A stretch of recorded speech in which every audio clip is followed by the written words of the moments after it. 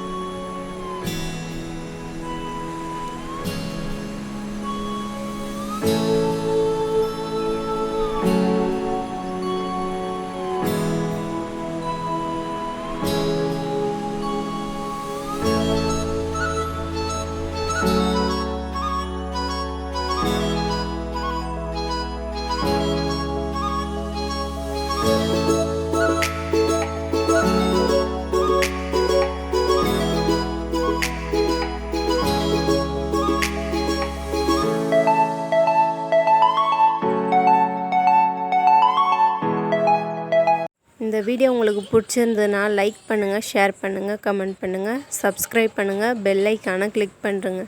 Thank you friends.